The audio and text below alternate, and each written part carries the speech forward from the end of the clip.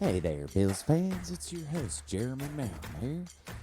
We're back with another episode of Blue Mafia. I appreciate you listening wherever you're at, whether you're in the United States or Europe or Australia or Antarctica, California way, Arizona way. Let me know you're listening out there. Bills fans, thanks for listening. NFL fans, thanks for listening. Quarterbacks out there, leaders of men and women, thank you for listening. We're back with another episode. It's week 13 around the NFL. We got tornadoes down south. We got a high wind warning here in Buffalo, New York. Today, upwards of 60 miles an hour. So stay safe out there, Bills fans. You know the drill. We're going to do a quick intro, then we'll hop over to the Bills Bucs preview as we have Thomas, Darth, Brady this Sunday at 4:25. No college football on, unfortunately. We got Good Morning Football to my left, weekend edition. And then, obviously, it's the top 5 quarterback implications. I don't have a jersey this week, but I do have a commemorative Josh Allen record-breaking t-shirt, courtesy of Patty Mountain. Thank you. The original Blue Mafia fan. So, I don't want anybody to be panicking out there. I don't know why anybody's surprised by what happened on Monday night. There's been signs of trouble all year long. There's been issues with the run defense all year long, and we saw it bubble over, and we saw the excuse generation run out. The Bills are still a threat to any team that they play. They can put up a lot of points if they can come together. But I feel that this may help them come together and find some team actualization. And maybe this finally broke them. Hopefully it causes them to come together, and maybe they're better as an underdog. Something I talked about when we're better as an underdog right now because we haven't won. And that's part of recognizing who you are, is if you haven't won yet, you have time before you're a winner. And we're still an underdog, and maybe that's the identity we need to reassume. Around the NFL, I just got to say, quarterback plays, I think, at an all-time high. There's a few, stinkers around the league every week, but for the most part, quarterback plays at an all-time high. Young quarterbacks standing up, Burrow, Herbie, Lamar, Allen, Dak. Just, it's cool to see a new generation of NFL quarterbacks. So, we'll be breaking down a little bit of that and the implications in part 2, part 3. Also, we're going to talk about what the Bills need to do to beat the Bucs. It's going to be a tough one, so let's do it.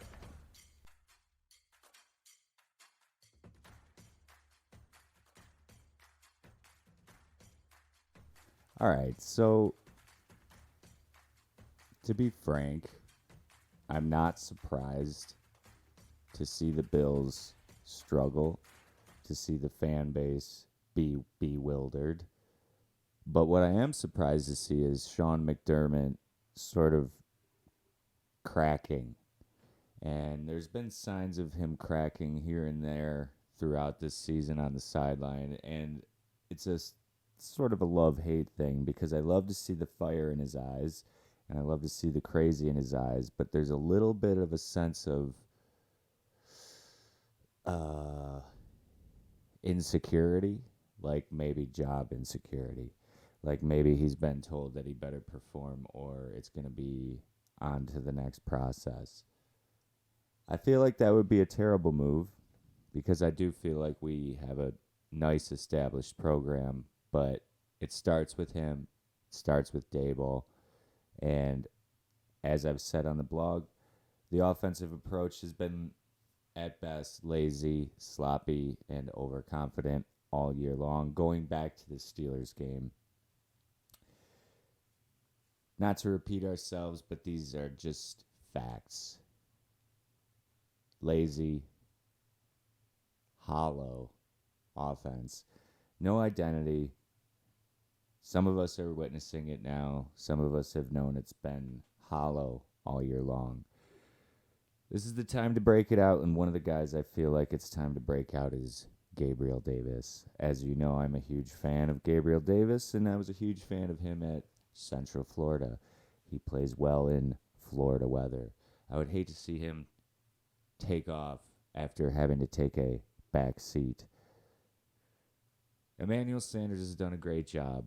He's done what you ask him to do. But as this t-shirt states, record-breaking year last year. He doesn't necessarily need to be an extremely high focal point. I think he's a guy that you trust on third down. He's a guy that you trust on 2-minute, and he's a guy that you trust in the trenches. But I think that we need to see more Gabe Davis on every down rotation. Stephon and Gabe, because Gabe is a better position receiver. He's a bigger target, and he's more physical. We need to be more physical. Let's get Knox and Gabe on some physical one-on-ones. The Bucs defense is tough. They have been down several star players throughout the year, big injuries early, and they have had people come back slowly, and they are rolling at the right time. Now, last year at this time, they were 7-5, and they were able to turn their season around and become Super Bowl champions. They obviously have Thomas Darth Brady. Darth Brady last week threw a pick six. Darth Brady last week threw for 386, 4 TDs. Tom Brady's doing it like an old dad at camp, playing an all-time quarterback. He's just mindful. He sees the game. He plays it mathematically almost. He's able to see the field, but he's able to know it ahead of time enough that he's basically playing chess, as a lot of these younger guys are playing checkers. He's seen it all, and Allen will continue to develop if he can stay upright. And a lot of people talked about how Allen should have been running more and maybe more called runs. The bottom line is he's a human being, and he will not survive 10 to 15 carries a game. He will not survive the season. It's a different type of hit a lot of times when you're not expecting it, but when you are expecting it as a ball carrier, why do you think they don't run starting running backs 30 times a game anymore? Why do you think you see so many two-back teams? It's a physical game, even though the player's safety is so important. We shouldn't need the quarterback to run like a tight end. One player I do feel we may have let go too soon, Jacob Hollister. He's not doing much, but he probably would have been a nice extra set of hands right now. Can I get some Jake Kumaro? Can I get some 5 wide? We don't even have tight ends. I understand matchups and having a running back out there to ensure the personnel and matchups, but at this point, wouldn't you want 5 wide personnel on the other side? Because let's say you bump another linebacker out by switching in another wide receiver and they bring in a nickel back. Sure, he's a little faster off the edge on the blitz, but he's also a little bit weaker on the yak. We see Deebo Samuel doubling as somewhat of a receiver running back on the West Coast. Why do we have to have a running back out there? Why do we have to have a fullback out there? 4 wide receivers and Dawson Knox, or 5 wide? 5 out. I understand we can't block it, but we can hot read it. We can beat it. We can hot read it and beat it. Allen can run out of that. If they want to bring it, you go over the top. It's that simple. Go 5 wide because you're going to get some yak. And sure, there might be some tip balls. Go 5 wide. Enough with the running backs. Enough with the physical. Just go 5 wide. You don't have anything to lose, and you need to practice doing something right because right now nothing's going right offensively. As far as the defense goes, Brady is an assassin. So I would just assume he's going to do some things that are going to shock you and surprise you. And you just have to keep your head and keep getting out there and keep fighting because he's going to do some things with the ball. He's going to make some throws that are unbelievable, and you can't get caught watching. Don't get caught watching the greatness. Have to tackle. Have to wrap up on Gronk. Don't go for the big hit. He's protecting himself well. He's taken a few huge hits. He knows that it's coming. I have him in fantasy. He's been doing really well. Sort of happy for Gronk to have a nice final comeback walk-off. He's a pretty impressive player. Pretty impressive. Got to be one of the best of all time. But overall, I think the Bills, this is a confidence booster, but you kind of go in with the expectation that you're taking on a big dog. You're an underdog, so they seem to play better in warm weather. They seem to play better as the underdog. I don't know. It's going to be a good one, but stay tuned for part 2. We will do the top 5 quarterback matchups around the league. I'll give you my final preview on BLEUMAFIA.com on Sunday morning tomorrow. Thanks for listening. We'll see you on the other side.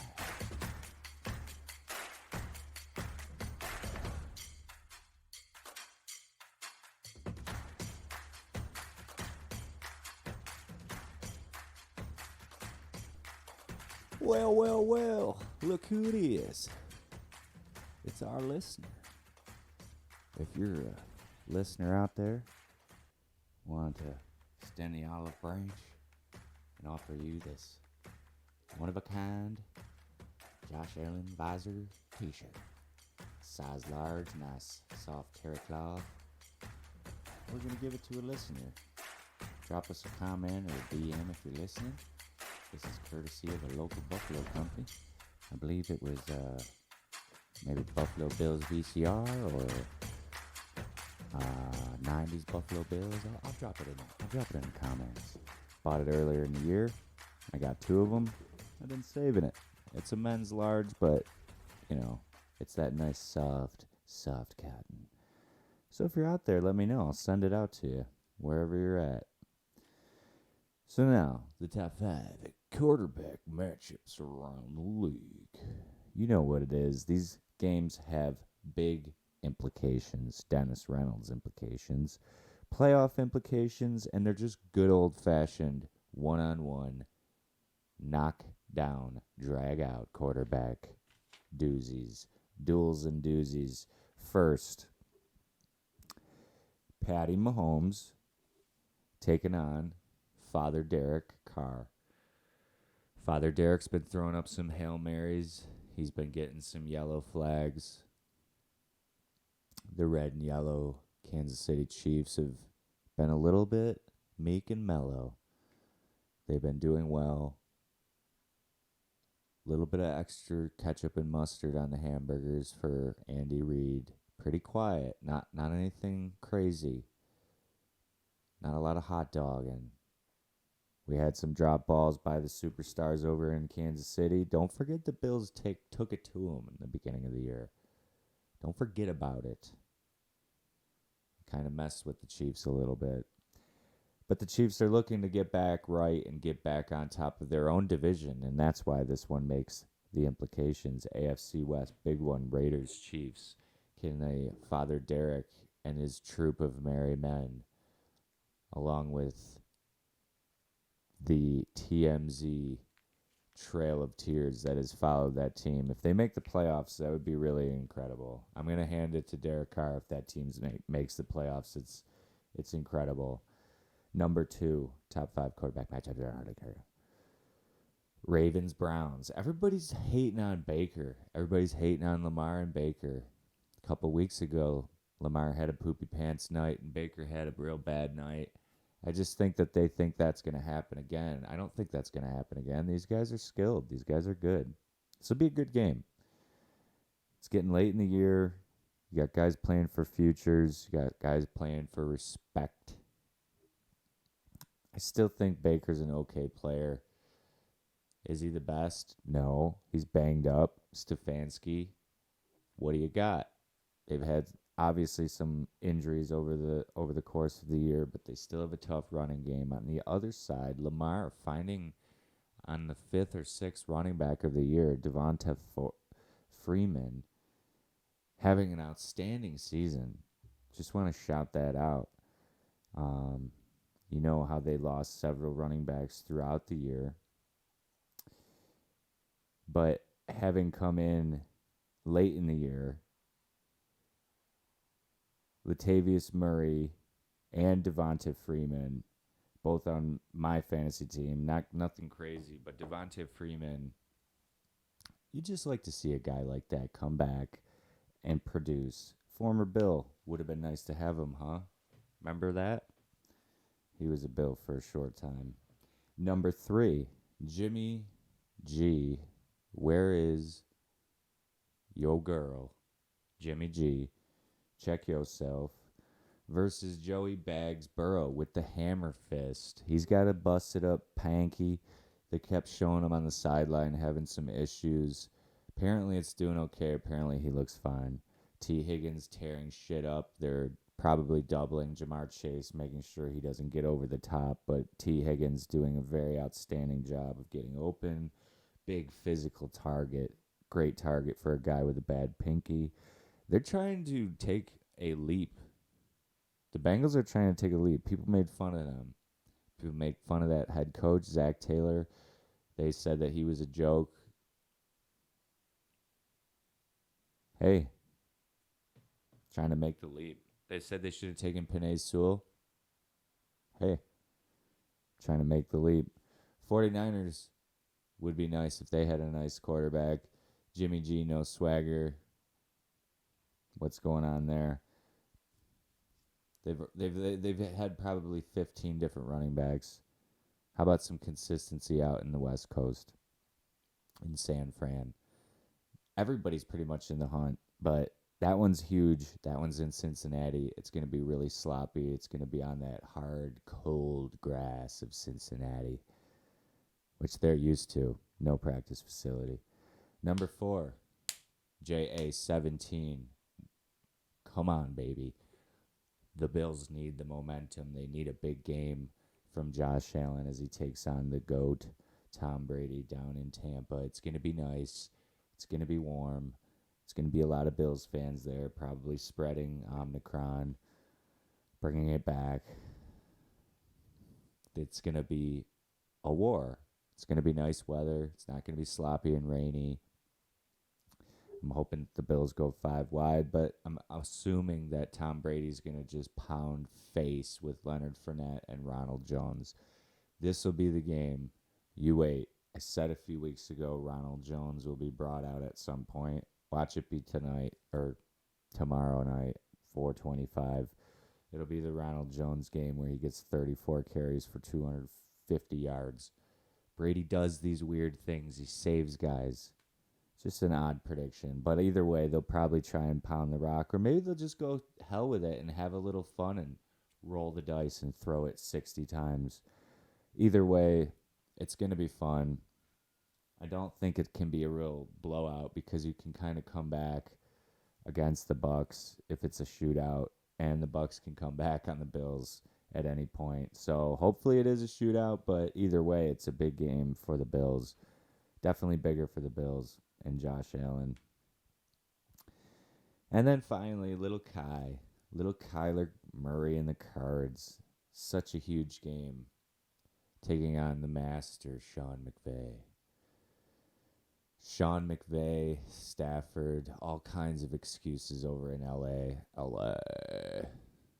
They're doing okay. I don't know what the big deal is. I don't know why people thought they were going to be unbeatable or undefeated. Every team's going to have a couple losses, but seems like these really good teams with high expectations are always disappointing their fan bases and the media. But Stafford's done pretty good. I don't know what people expected. He's done pretty much what I was seeing him possibly doing. Now it's time that he'll probably end up taking the injury right before it matters, and then you'll have to play your backup.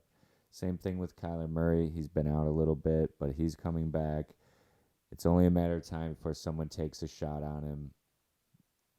It's another one of those guys that either there's an unsaid thing in the league that they don't take shots on him, or the NFL has an unsaid thing that you don't take shots on him because he's good for the league and good for money.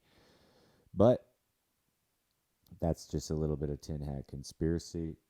Bottom line is Kyler is fun to watch. He throws an awesome pass off of his back foot, off of his front foot, shortstop, crow hop, deep, short. He's just fun to watch. You can't deny it. He's a pain in the ass to play against, clearly. But as we see Sean McVay here with his perfect Lego man hair, that's it. Thanks for listening, y'all. We'll be back, every Saturday morning with the podcast. We shoot it right here in the home studio, but if you ever want to hop on a Zoom, if you ever want to come in the studio, we got a studio right over at B Media Productions in Tonawanda, right off the 190 for all your digital marketing needs. But thanks for listening. Go Bills. Stay tuned for the final prediction over at BLEUMAFIA.com, and remember to follow me at Jer7Reg. Thanks, y'all.